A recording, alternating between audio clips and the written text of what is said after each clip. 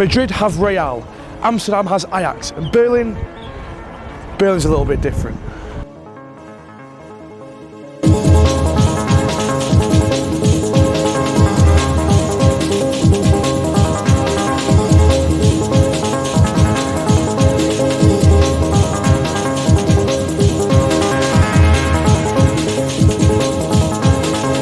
To put it mildly, Berlin's been through quite a lot.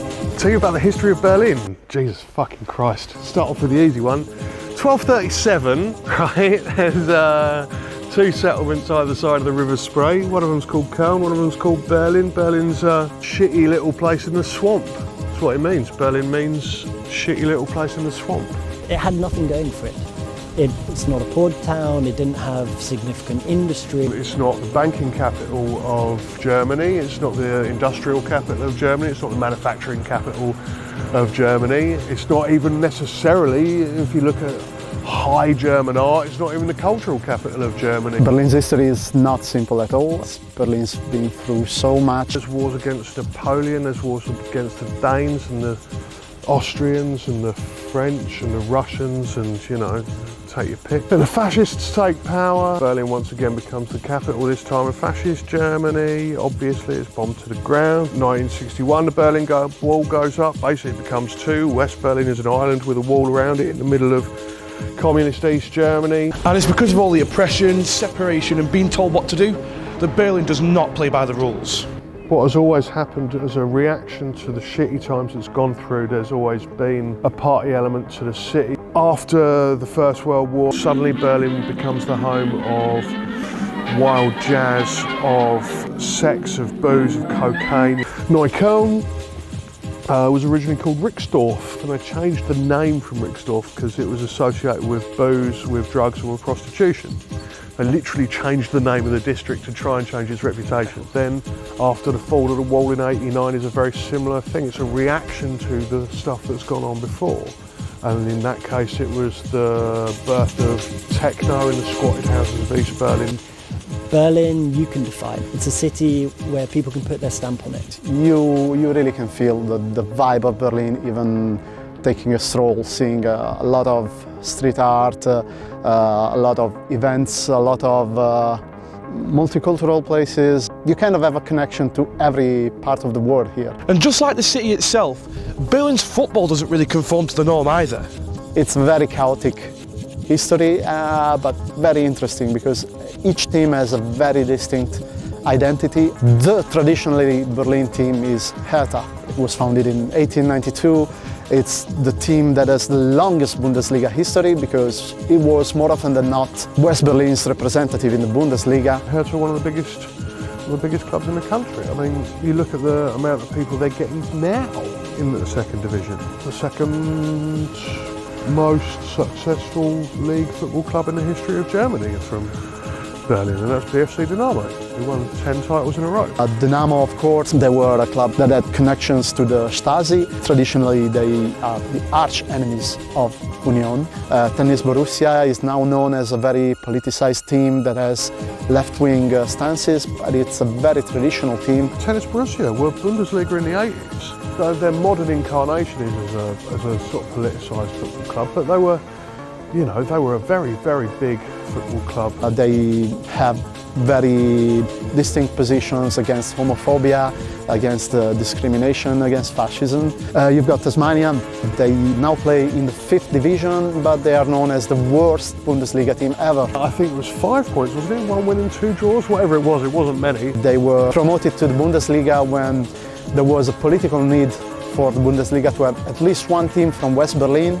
Hertha had been banned for tax fraud. 2 other teams refused to be promoted, so it was Tasmania. And then you've got immigrant teams like Turkiyemspor, Alderzimspor. You've got Croatia, you've got Maccabi, so you've got a club of the Jewish diaspora here. You've got all of these others. Everybody comes here and they put down their own clubs. But for me, there's one team in particular that sums up the spirit of this city perfectly.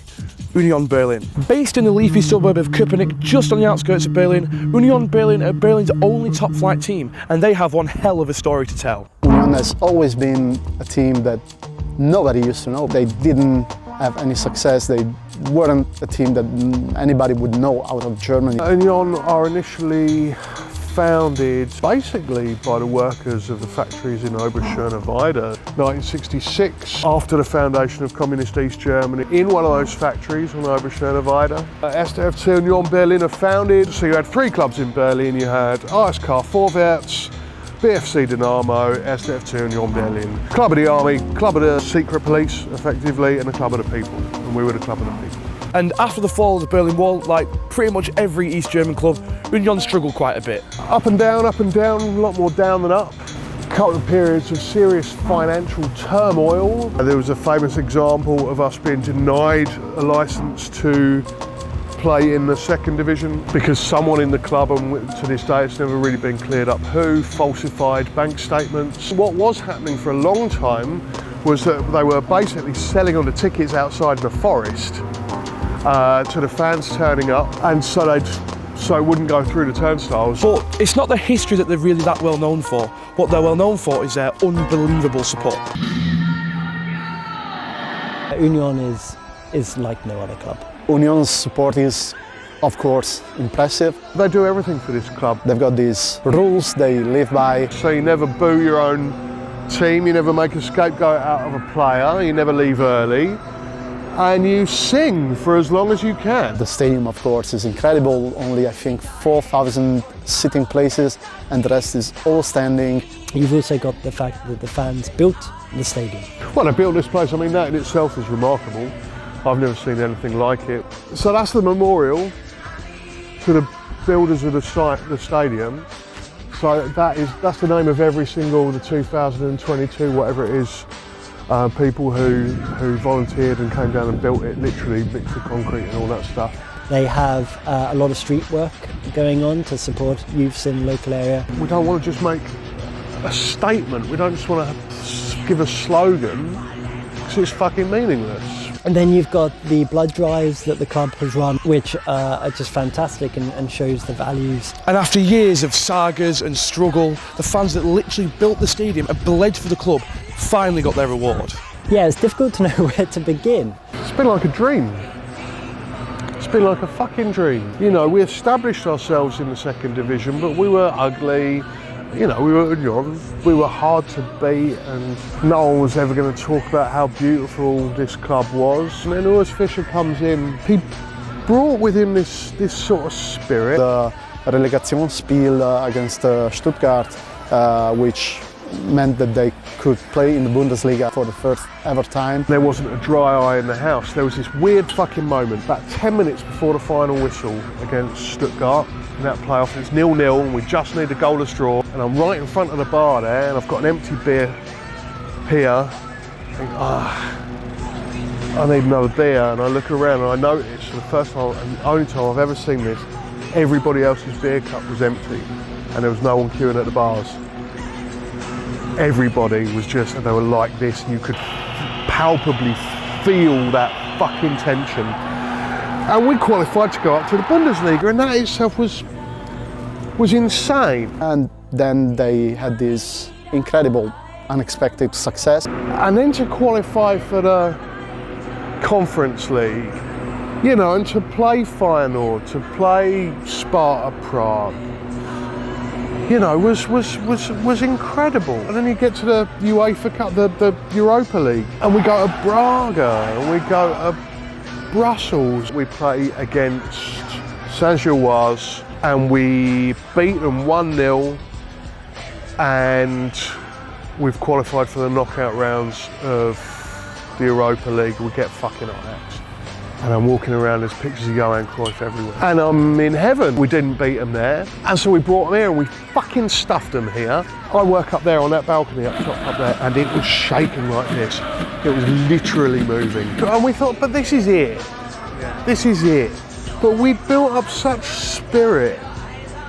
We were unfucking beatable, man. We were unbeatable. And then we came 4th in the league and we qualified for the Champions League. Qualifying for the Champions League was beyond anyone's wildest dreams. I said to everyone who asked, they said, who do you want? I said, I don't care, but I want to play Real Madrid. When he pulled the name of us And Real Madrid, I almost lost my mind. It was just incredible to see the faces of people.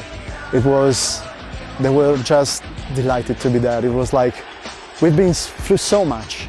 We've been through the Zweite Liga, through the Dritte Liga, through the Regional Liga. And then you go to the Bernabeu, you know, you go to the Stadio Armando Diego Maradona. As a fan of this club, and I've been a fan of this club for 17 years, and I love this club.